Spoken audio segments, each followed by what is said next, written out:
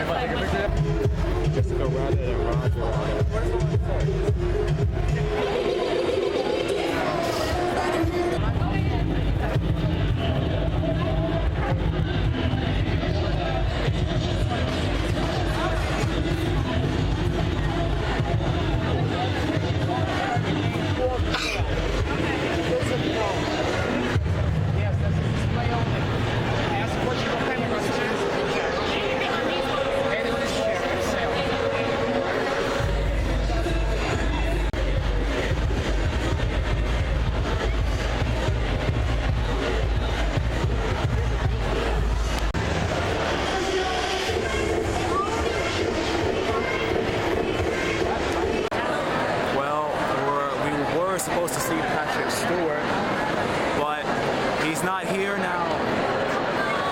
Stanley didn't able to make it. Patrick Stewart couldn't make it. Oh, such a bummer. But we're online to see the Next Generation's cast now, so I guess Good enough. Yeah, it'll be good enough. And I watch, well, I try not to watch some episodes now of the first season where I stank up the screen really bad. When the first episode was about to air, they threw a big party for us at Paramount, remember? And they had a screening in the Paramount Theatre of Encounter at Farpoint. And I had taken a date. What? If you're gonna heckle, honey, enunciate. So we just got out of the Star Trek con, and we spoke with Tasha Yar, Lieutenant Worf, and Counselor Troy. Those were the actors and actresses, but that's how we know them, and it was a really good spotlight because, you know, Patrick Stewart was probably doing autographs or something like that. And what did you think, Ying? I know Ying actually liked it a lot. I enjoyed it. I honestly never really saw Star Trek. Maybe 1 or 2 episodes, but then I wasn't really into it. But right after this panel, I'm like, kind of want to see it now. So that's the only version of Star Trek that people might say is even better than the original. And one thing that I want to talk about that they mentioned during the screening is that people were taking pictures and video of that. Now, when we do things, it's always little bits and pieces, but literally, you have people like this. They were really blunt about it. They didn't care about anything, and then it got so bad that some of the commentators and the actors and the actresses, they were saying it takes away from the experience if you're just recording, you know. It's So true. a little bit of recording is okay. Too much is like, what's that person's problem, you know? So we're resting for a little bit. We're gonna go do a few more things, and then we'll go to the next pavilion. We got some bad news, everybody. The Sailor Moon panel, the pavilion for Sailor Moon, the official Sailor Moon, Has been capped. You cannot go in. It's all full. yeah, so we're gonna have to find something else to do. This is like the first thing in the comic convention that we can't go to, even if we wanted to. So we'll go around and see other stuff. So we'll let you know what happens. But And we were here before an hour starts, so. yeah, it starts a little more than an hour from now, but the line is so long, the staff just said no more. No people waiting, that's it. So we'll let you know what happens.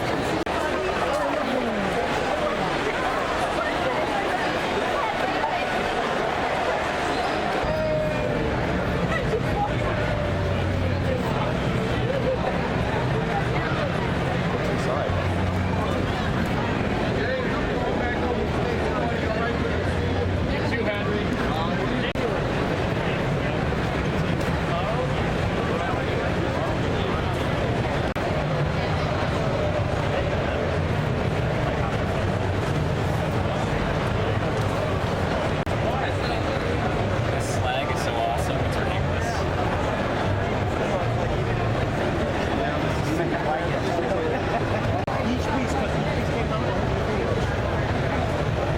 Yeah, but that's the. So we were on line. We wanted to go see another exhibit, but this one's capped also. I guess everyone's coming in now, right?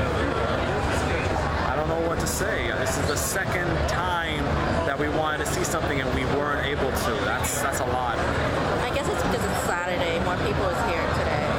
No, with a convention like this, it's just first come, first serve. That's it. That's how it goes. So we're in the autographing area, and we wanted to see Bill Nye, the Science Guy, but that thing is packed also. So a whole bunch of things that we wanted to see right now, like 3 events, are now done, and we'll probably have to look through the magazine guide about the Comic-Con to see what we could do now, because we have like what, 2 or 3 hours to waste, and everyone is happy that we're not going to see anything. The schedule is messed up and everyone's cheering over there. Oh well, you know. We'll find something, we'll record something for you all to see, because the day is not done yet. It's a little bit done, but we can still do stuff. So we're actually near the food court right now, and you know, we got a pretzel and a hot dog, but something happened that we didn't really expect at this convention. Ying here complimented someone on the poster that they had, and the fan actually gave it to her.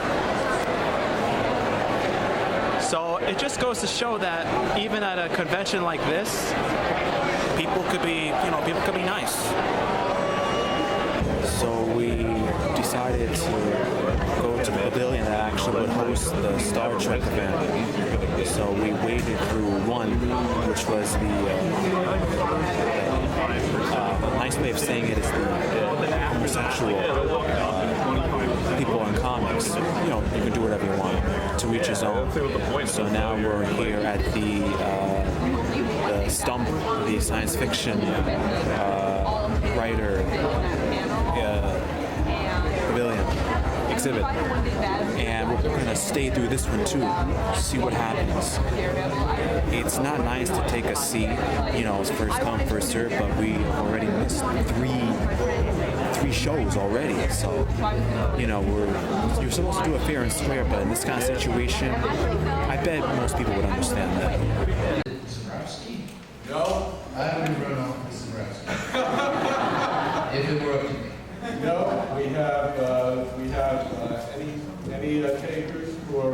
So we just got done seeing the sci-fi exhibit, and it was actually pretty nice. Lots of trivia, lots of people, science fiction writers that neither of us knew, but I think we had a little bit of positive karma because they had a raffle when the exhibit was over, and both of us actually won.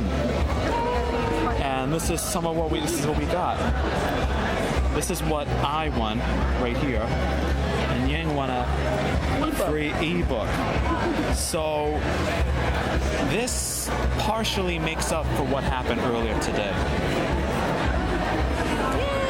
Yeah. No pun intended for Star Trek. I stole my answer back on television.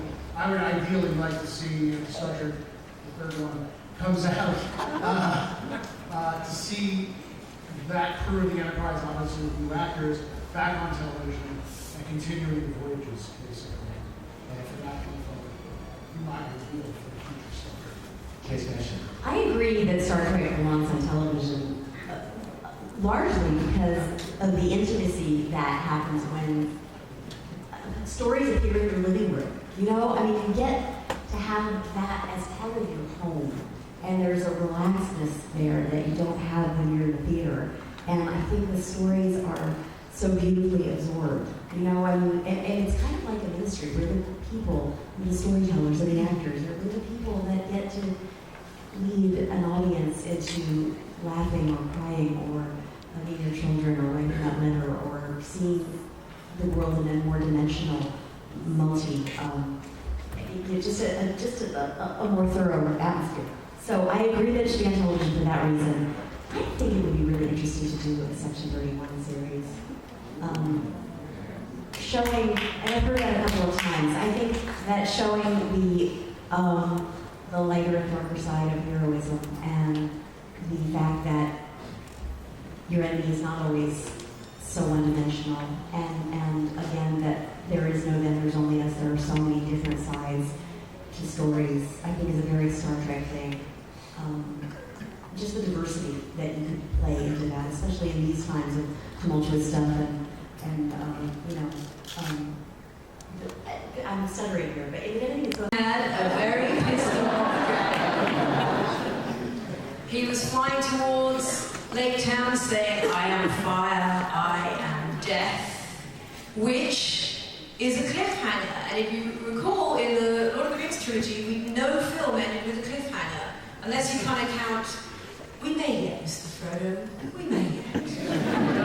Apart from that, this is quite a change for Peter Jackson to leave us with such a what have we done type cliffhanger. And he was kind of literally for a moment there, smile for gold, which I have to say, I'm going to try and be really positive today because I do love The Lord of the Rings and Hobbit, but I really hated that Molten River of Gold. And that's all I'm going to say about that. We didn't like it either. No. And when we last left Bard, he was locked up in jail by the Master, who, as you know, definitely considers him some competition, given that Bard's ancestor was Girion. And as we all know, Bard has that black arrow. Why he didn't know it was hanging in his kitchen that whole time, I don't know. But we do know, for those of you who read the books, that's going to play a very pivotal role in some of the next things that we see in the final film. Here's a quick question for you guys, because we're always interested in knowing your opinions on this.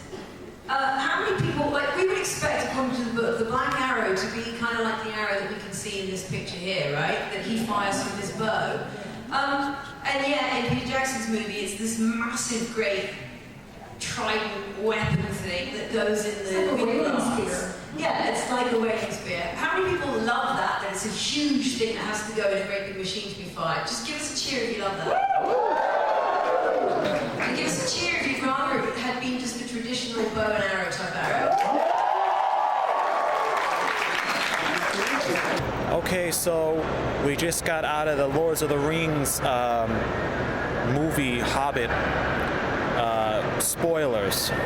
We won't say any of that to you watching because at this time neither of us have seen the movie, so there was not really much to listen to anyway. So we're heading out. It's the end of day 2, and writing there was lots of hits and misses today for some reason. We missed a lot, we saw a lot, we got a lot, and we lost a lot. Everything. So there's one more day, and are you ready for it? Yeah. Okay. Yeah? Gotta go to sleep first. Gotta take a rest. Okay. It's been a long day. Yeah. Long 2 days. It's always a lot. It's always a lot. So we'll see you tomorrow. Bye. So it's the 3rd and final day of the comic convention.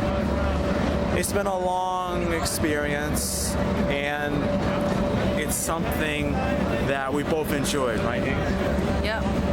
So we're gonna go in, see a few things, and then we'll leave. Okay? The morning is kind of cold, so we'll go in, get warmed up, and see a lot of stuff. Actually, I'm kind of really warm under the sun. Okay, we're gonna go in now. It's something we ask it to do, but it basically, between prints, the liquid in the extruder kind of backs up a little bit, so it does these first couple of laps to just like, you know, get things going, get it in the mood, and then it moves in and does your actual print.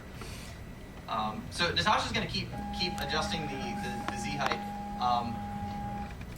and I will talk a little bit about how we finish off. So, yeah. Yes, I think the concept is fascinating, but you mentioned that you can download some of the things free online. Like, what's the copyright protection? Because in theory, you could like maybe create your own Batman or Superman figure. So like, if yeah. Copyright and 3D printing is a really funny topic.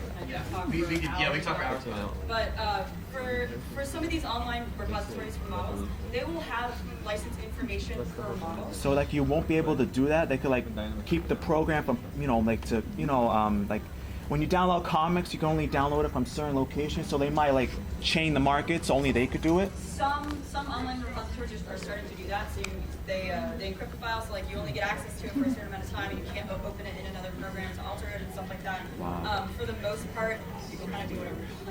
Thank you. Yeah, we're big gamers, and there's a huge moral gray area because we will, on PC games, we'll just grab the files.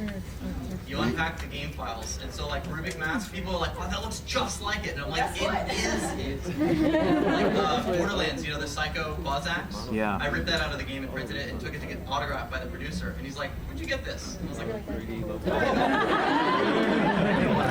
so yeah, believe me, I can talk for hours about it. It's fascinating. It's terrifying in the same way. Yeah. My feed is like, you know, cut, paste, and protect. Yeah. But yeah, every file on Thingiverse will have its own licensing, and please obey it. Thank you. Yes. Something almost completely hollow if you want to. It really depends, like the settings you put into the machine. Exactly. Yeah, you can make things that float in water if you wanted to, if you set the infill low enough, or you can make them super solid. It gives you a lot more flexibility. So I guess it really depends. They both have their strengths. No problem. Any other questions?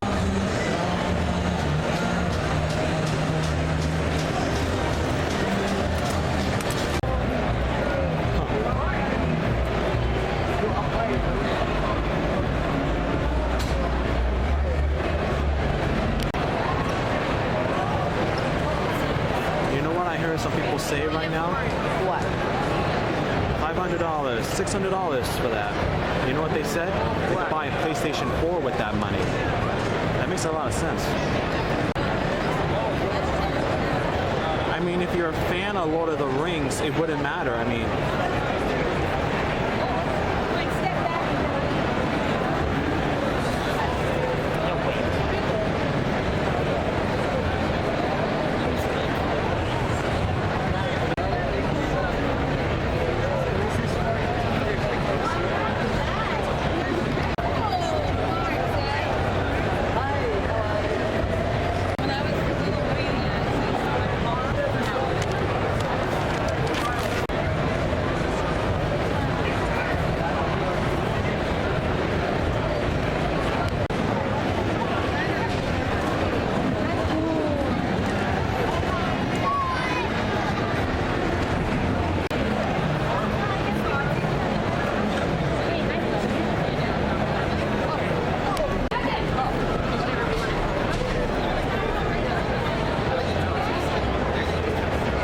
So we're waiting for the final Comic-Con exhibit pavilion booth that we'll be going to, and we just got through the granddaughters of the golden age of comic book people, writers and artists, and there was a lot of female empowerment, right, Ying? Yes. So we'll let you know what happens.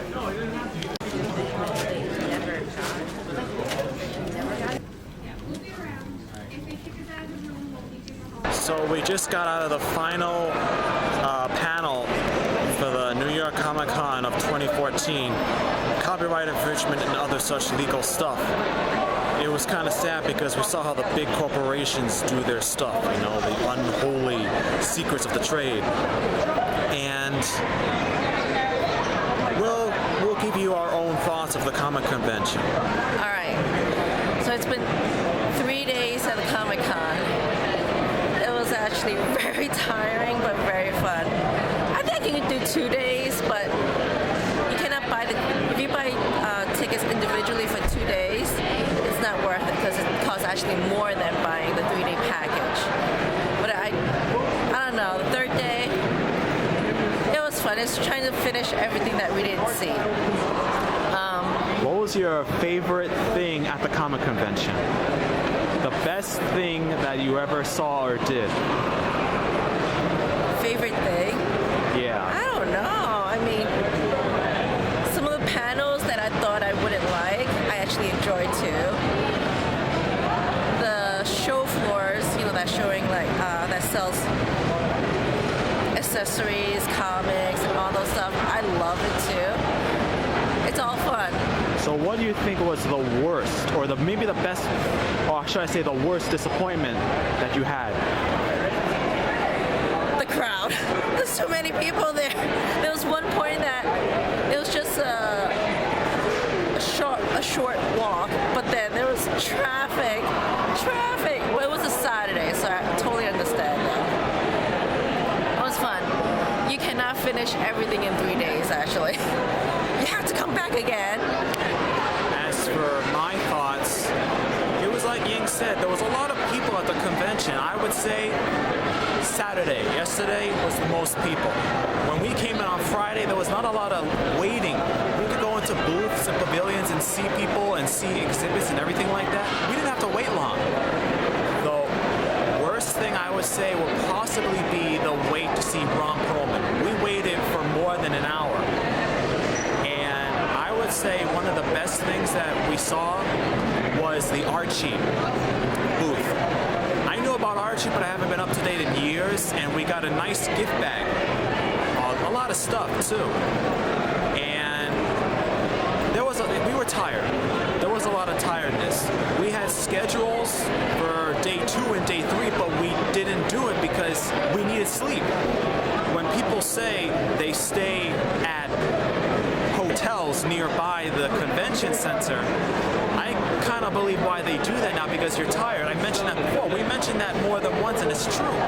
You know, we're tired and everything like that, but it's a whole lot.